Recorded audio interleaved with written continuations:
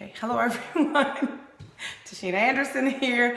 I am going over what's the difference between a 401k and a Roth, and something that you should know. First of all, every year, how much you can put, max amount. So in your retirement accounts, you can't put in as much as you want to put in, no matter how much money you make. There's a max. So for a 401k, every year it changes, so it's important to Google it.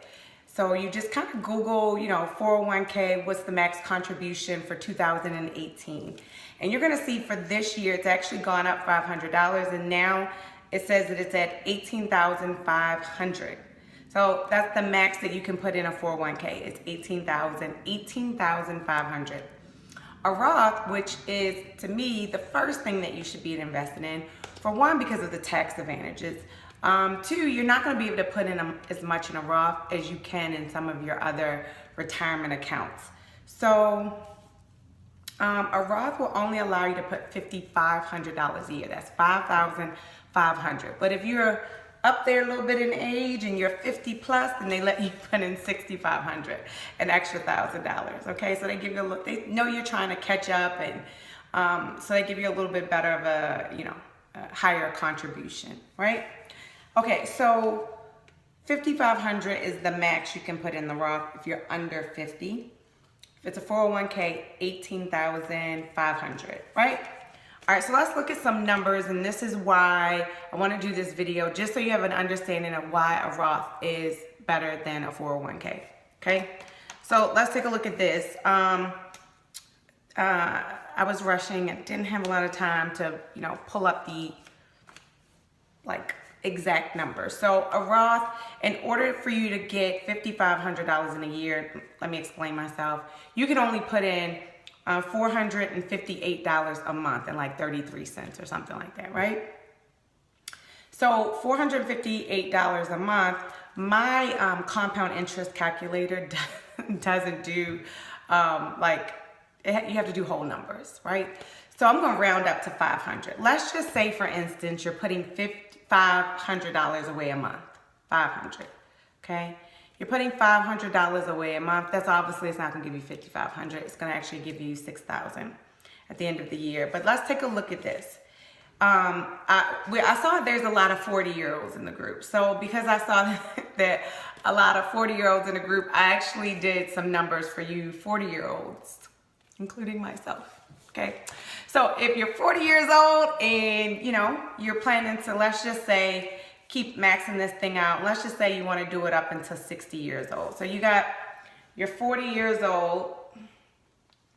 We're going to say you're going to do this all the way to your 60. Oh, this is ugly. Ugly, ugly. All right, let's try something else. Let's try the orange one. Let's see if it works. These are my husband's, by the way. All right, so 40 to 60 years old, okay? So how many years is that? That's 20 years. Now, if you're aware, you've been watching the videos, we've talked a little bit about the S&P 500, top 500 companies in America. And in 2017, you got about 20% growth, or 20% interest on your money in 2017. It was crazy year for the stock market. Crazy. Not Bitcoin numbers, but better. Okay. So 20%, right? So what I like to do, because I want to be realistic, if you've taken the DIY investing course, one of the things you're going to know is the stock market has up years and down years, up years and down years. And so over a 20-year period of time, you're going to see some great years and you're going to see some lower years, right? So you're going to see some decreases. So they say on average, the stock market gives you in the S&P 500 10%. You see this? Okay, so 40 years. Now, we're going to do $500 a month.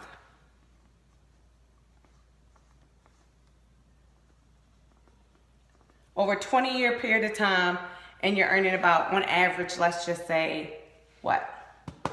10%, okay? So with compound interest, this is with compound interest, you're going to get $360 $79 and 684, okay? We're just gonna call that $380,000. This is how much your $500 over a 20-year period of time at 10% on average. This is how much you're gonna have in your account. $380,000 with compound interest. Now, here's the question, okay? What did you put in? Okay, you didn't put in, because remember, this is with compound interest. Now, what did you put in? That's just you. Let me give you a little dress. That's me with my big hair. Okay, you actually, 500, do the math. 500 times 12 times 20 years, okay? What did you put in? You put in 120,000. So that's great, right? Now, this doesn't matter if it's in a Roth or if it's in your 401k. If you put in $500 a month, and let's just say we're all investing in just the S&P 500. So you remember there's I kind of taught you guys this. There's the company. The room is the different accounts you're gonna have. And then the furniture is the bid, which is the actual investment. So in one room, if you have a bid, and that bid, which is the investment, is the S&P 500, we're gonna put it in our Roth, and then we're gonna put that same investment in our 401k. And we're gonna watch our money grow. Well, guess what? It's gonna grow the exact same. So you put 500 in this account, you put 500 in this account, you're gonna come out with the same thing, meaning you put in 120, and now your account has $380,000 in it. It's gonna be the exact same. Now, the only thing that's different is taxes. So why is a Roth better? So let's go over it, okay? You put in $120,000, but remember, when you put that 120 in, you pay taxes on it every year.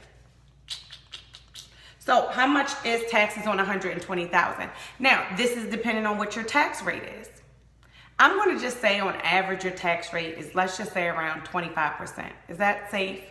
I'm not putting you all the way high up, and I'm not putting you all the way low. I'm putting you somewhere in the middle. Let's say your tax rate is 25%. So if you put in $120,000 and your tax rate is 25%, how much did you pay in taxes on this money? You guys doing the math with me? You paid $30,000. Okay, this is what you paid in taxes on a Roth. This is the Roth example. Okay, put in 120. You have 380 in both of your accounts, but you put in 120. You paid 25% along the way.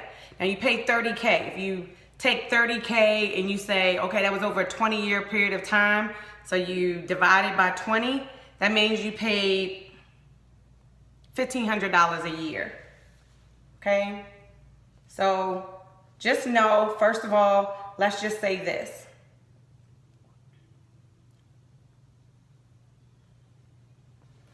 Let's just say this, this is 20 years. Hope my writing is good. Let's just say you're gonna do a Roth this year and you wanna max it out. Then it's important for you to put $1,500 aside to pay taxes on it. That's the first thing you need to know. The second thing, which I should have actually explained before this, is we're gonna find out, no, let's do that last. Let's do it last. We'll talk about that last. Let's go to the 401k, right? So you paid 30K in the Roth. Let's go to see what are you gonna pay in the 401k. Well, remember the 401k, you don't pay taxes until you pull it out. And what they say is that you should be at a lower tax bracket when you retire and you start pulling money out because you're not really earning income. Now, these are for people who feel like at that age you're not gonna be earning income. Now, I can just tell you, me personally, myself, I feel like I'm going to be earning income when I'm 60 and when I'm 70. I think I'm always going to be working, and hopefully I'm always doing something I love. And so I don't plan on mine going down that low, but let's just do it for average, everyday Joe people who want to start working. You want to start working, you saved up all this money so you can stop working. then great. Let's see what happens with you. So your tax bracket is now not going to be at 25% anymore. So we're going to lower it to 15%. So now you're going to pay 15% on the whole 380K. So this is the 401K. You got 380K in your account and you need to pull out taxes. Well, if you pull out 15% on 380K, because you got to pay taxes on it, how much is that? Where is it? Oh, $57,000. So the question is then, do you want to pay 30K in taxes or 57,000 in taxes? So this is why Roth is better. Even though you're paying the money up front, you pay less. You put it in the 401K, you pay the taxes when you pull it out. You might be at a lower tax bracket. If you are, you're paying $57,000 even at a lower tax bracket. So what if you're at a higher tax bracket, or maybe you're at the same tax bracket? Then you're going to pay even more than 57K. So this is why you want to do as much as you possibly can in Roth. You even see sometimes people will transition money from like a regular IRA and they'll put it and they'll just pay the taxes on it now, put it in the Roth, and then they'll let their money grow tax-free. So this is why Roth is always better. Better, honey. It's always better. Now, here's the question. Is it enough, though? Is it enough? See, that's the problem. So let's look at, is it enough? So if you have 380K, right? And let's say we start to pull it out, whether we're pulling it out the Roth or the 401K, it doesn't matter. We're going to start pulling this money out. So there's something called the 4% rule, and I'm not going to go into it too deep today, but just know that it exists. And what they tell you to do is to prepare to only take out 4% out of your retirement account when you retire. 4%. This way you don't drain your money. And we've talked about this, but you don't want to start taking out more than, if you set your retirement at 380K and you start taking out more than 4%, it could keep lowering how much the 380K is. Because remember, you're supposed to eat or live off of the interest. So the 380K stays there. And as it makes money in interest, the 4%, or let's say it makes 20% that year, your goal is to take out a percentage of the interest, right? So you have a great year, you do 20%, but the 4% rule says you're only supposed to take out 4%, even if you make 20. Okay, so let's go with the 4% rule. We'll talk more about it, who made it up, and is it really real? Talk about that another time. But right now, let's go off the 4% rule. Let's say you do just the Roth, $500, which we upped it a little bit, and you do it for 20 years. You got 380K in your account, and you take out 4%, $380,000 times 0.4. That's how you do the math. 0.04. I'm dyslexic. 0.04. Okay. I did the math on this. Where is it? Oh, right here. This is $15,200. So the question is, can you live off of $15,000, $15,200 a year? No, you can't. You can't live off that. No. So this is why people don't just do a Roth, because sometimes it's not enough to live off of, right? So this is why I have a Roth. Where's Roth? Oh, over here.